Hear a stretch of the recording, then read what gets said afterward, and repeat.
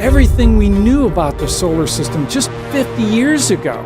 We got primarily from the back end of a telescope or from meteorites that fell. And when the meteorites fell and we wanted to know where they came from and what their composition was, this mission will make enormous strides answering so many questions that have come up in those 50 years. OSIRIS-REx is a mission in NASA's New Frontiers program designed to rendezvous with a near-Earth asteroid named Bennu, survey it in great detail, select a location on the surface to send the spacecraft down to collect 60 grams or more of sample for return to Earth for analysis in our laboratories. The challenge of finding a tag site on Bennu that met our original criteria was very hard. But quite honestly, this team thrives on challenge. So even though we knew we had work to go, I never doubted for a moment we would solve that puzzle, that we would crack that nut and we would safely get the spacecraft down to the surface. We had kind of expected the unexpected. This team was ready to be surprised. 3, 2, 1.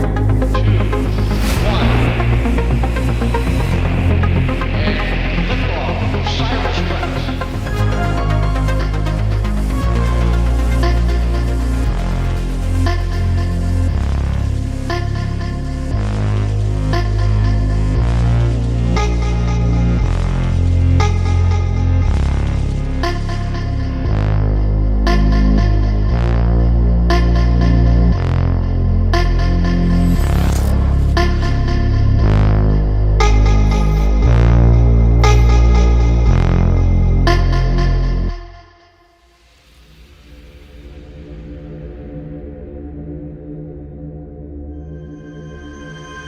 And we are live here at Lockheed Martin in Littleton, Colorado for a truly historic event. In just a few moments from now, NASA's OSIRIS-REx spacecraft is going to actually arrive at the asteroid Bennu. Yeah, so today is what we call arrival. So when we reach 20 kilometers from the asteroid, what we're going to do is do a burn to put us into the precision flying regime that we'll be doing for the next year and a half or so in order to map and discover all we can about OSIRIS-REx and determine the best possible place to go get a sample of the asteroid and bring it back.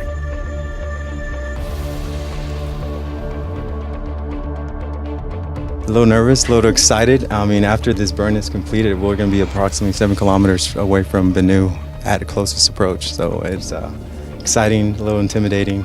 There's a lot of feelings going through me right now. It's going to be the first U.S. mission to return a sample from an asteroid. And in fact, this is going to be the largest sample return since the Apollo program brought back the moon rocks. This is NASA's first asteroid sample return mission. NASA has had other sample return missions, most famously the Apollo program, which brought back over 300 kilograms of lunar material, which we're still analyzing today to unravel the history of the moon and the Earth-Moon system and the origin of our solar system. But there's been nothing like OSIRIS-REx in NASA's repertoire. I like to call it the daredevil spacecraft, right? We just zipped around this asteroid like a hummingbird. And it's one of the things the microgravity environment does for you, is that you can stop, you can start, you can turn left, you can turn right, you can go into orbit, you can leave orbit.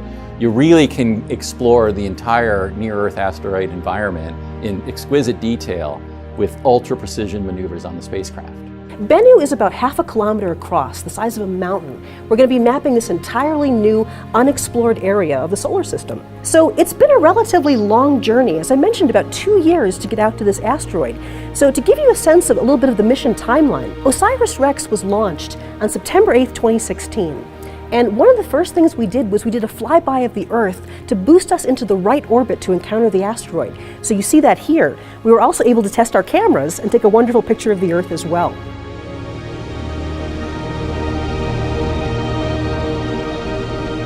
Today we arrive at the asteroid and we begin a 1.5-year program to scan and study the asteroid, eventually finding a location in the summer of 2020 to touch down and acquire the sample. The sample, once acquired, is going to be put into a canister and it's actually going to be returned to Earth. You see here TagSam putting the sample into this canister, and then in the year 2023, September 24th, this will parachute through and actually land on the Utah desert. So what we're going to do now is actually go into the mission support area here at Lockheed Martin. So how much time do we have now? It looks like we have about 40 seconds or so before we start seeing the actual burn.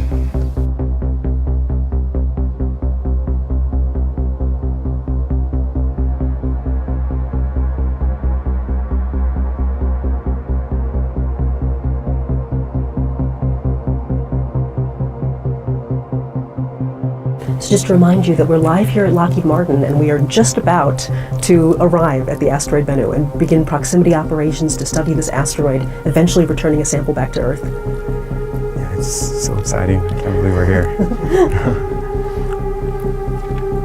We're right there. All stations, stand by. Burn has started.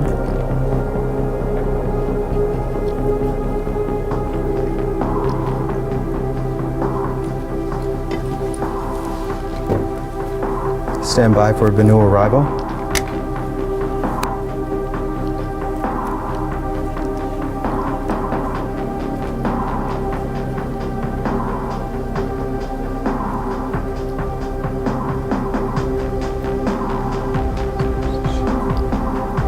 So you can see here we have the Doppler residual, so we know the burn is occurring because I'm seeing a change in velocity from the spacecraft.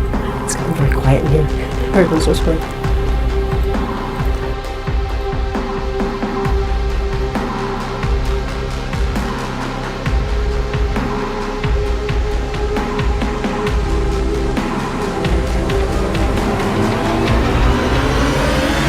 We have arrived.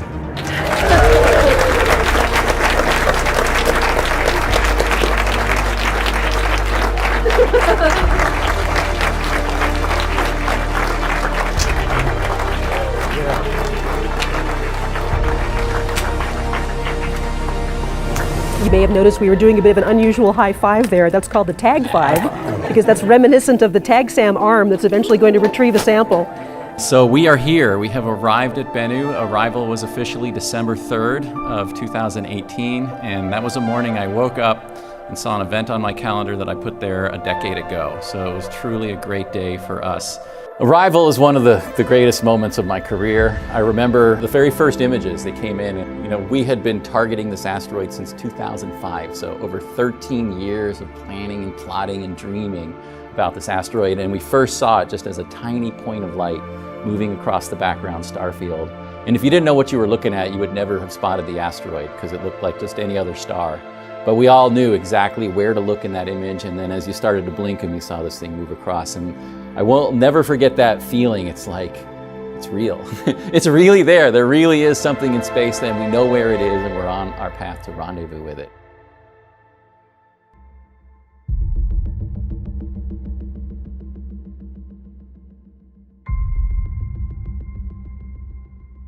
The OSIRIS-REx spacecraft has been navigating around Bennu for about the last 2 years, studying it in great detail, and also overcoming a number of challenges that Bennu has presented. We were looking for locations on Bennu that were 50 meters in diameter, relatively flat, and covered with fine-grained material. And by fine-grained material, I mean stuff that's the size of a dime or smaller.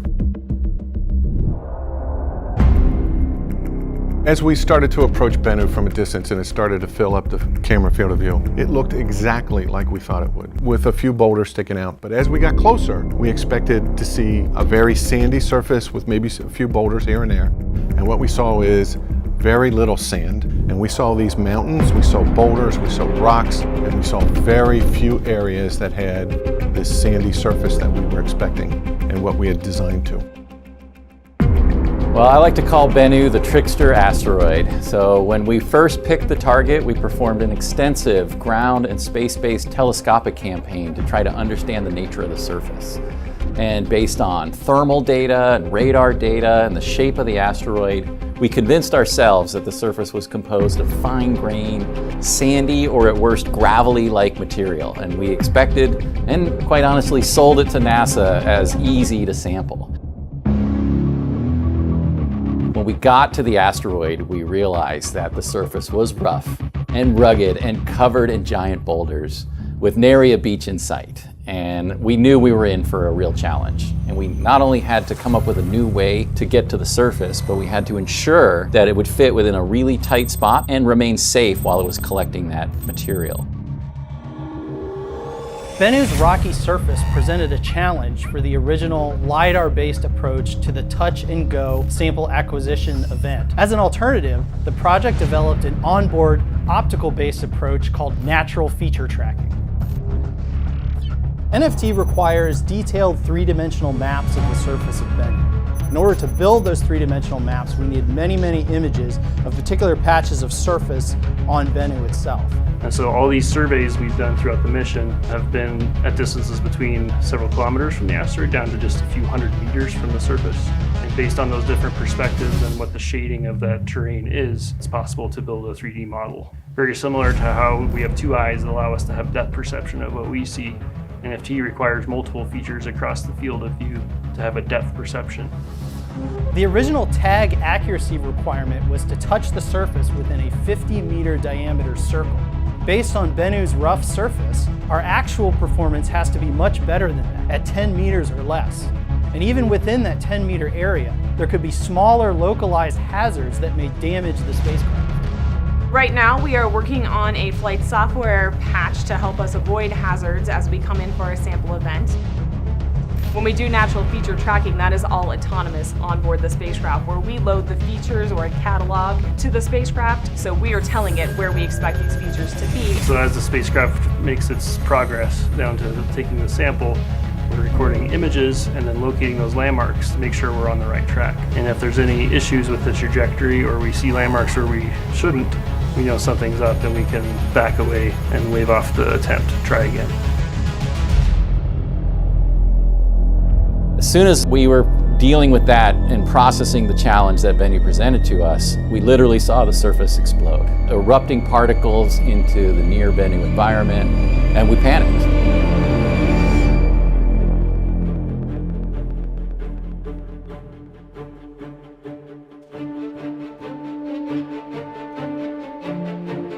And we thought maybe that this was a hazardous environment and the spacecraft was at risk and maybe the whole mission might be lost.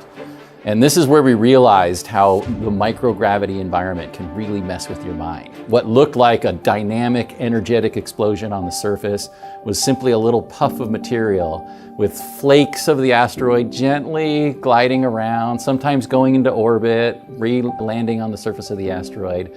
And it turned out to be an amazing science experiment. So what looked like a major catastrophe turned out to be a great opportunity. As we were first approaching asteroid Bennu in that fall of 2018, in the December timeframe when we arrived, we could already clearly see there were a couple of interesting areas that, to be clear, none of the places looked smooth, but there were some areas that were a little bit smoother that we could actually see with our eyes just from that visual observation. But then we had to really study them in detail and quantitatively look at, is this possible to deliver the spacecraft? Is this going to be safe for the spacecraft? And are the particles small enough?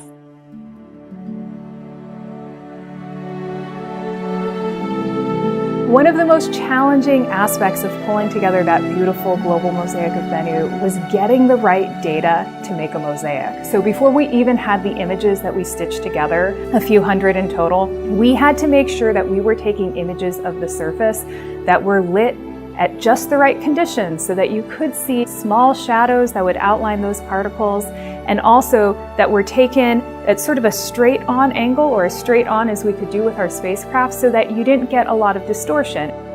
Once we had all of that data, you're dealing with hundreds of images. All of these images have, 1 million pixels or more. It took a lot of effort, but it looks like a very seamless map of Bennu. It's also the finest spatial scale that we have ever mapped a planetary object, which is pretty impressive.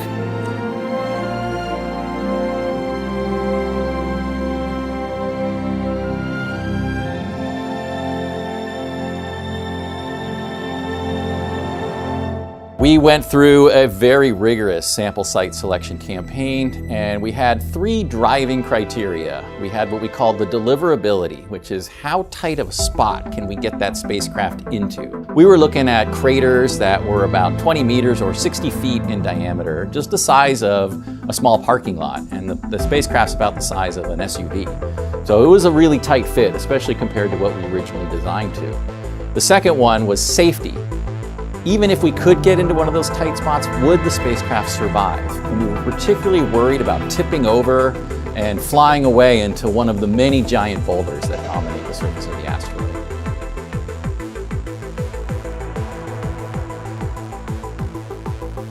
And then the third one was sampleability. If we got the spacecraft there and it was safe, was there anything on the surface for us to pick up?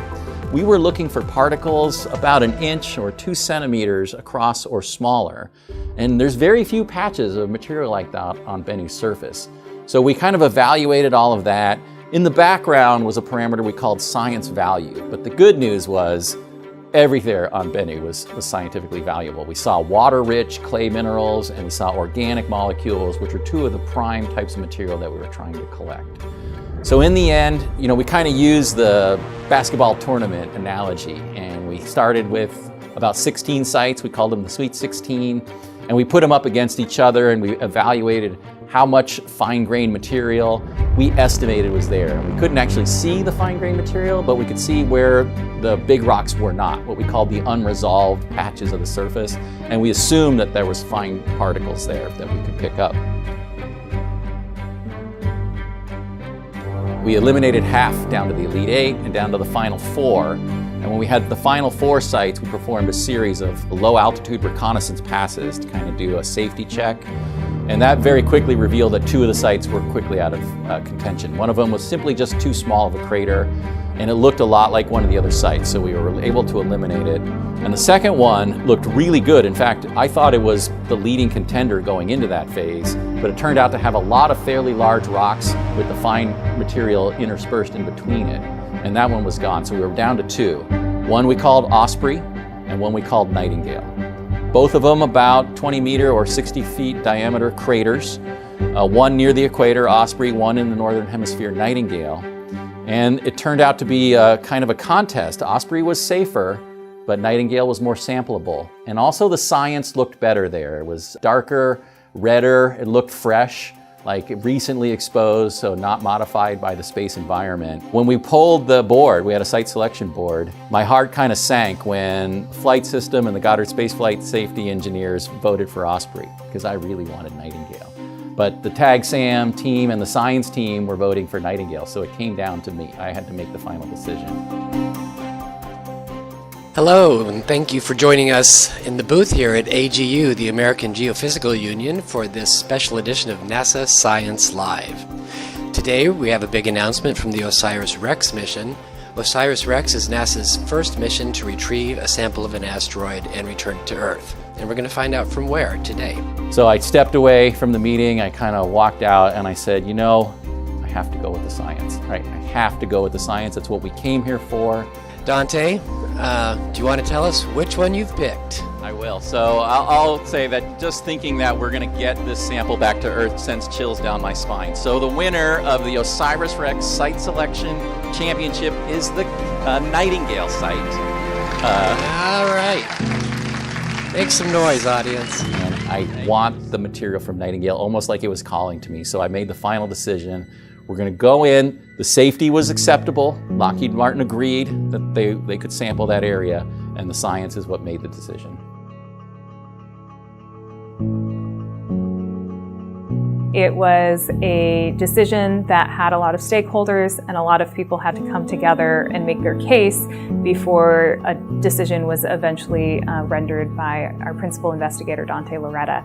And so I remember during the sample site selection meeting, Dante turned to those of us who were scientists on the team and asked what our opinion was. And I think I was the first person who spoke, and I was just like, Nightingale. It has the organics, it looks fresh. Like, if we just put our science hats on, that is where the value is.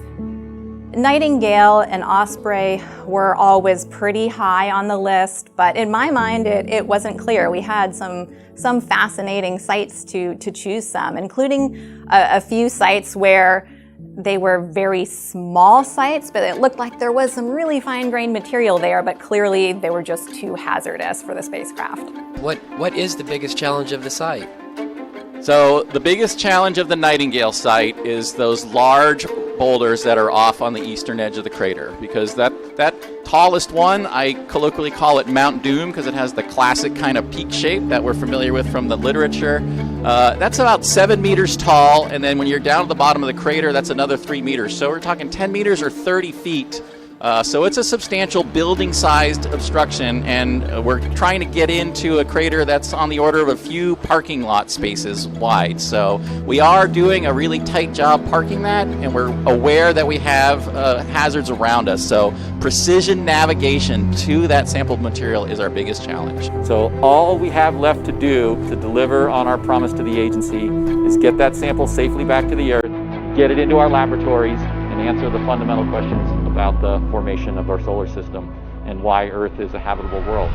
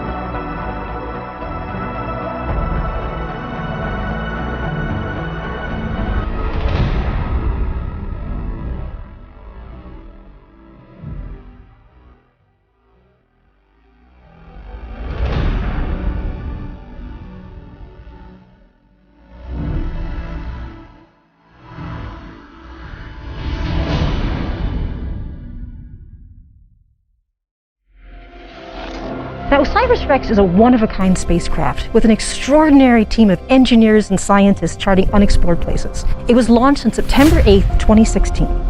The vehicle has traveled over 2.2 billion miles on a complex route to reach Bennu.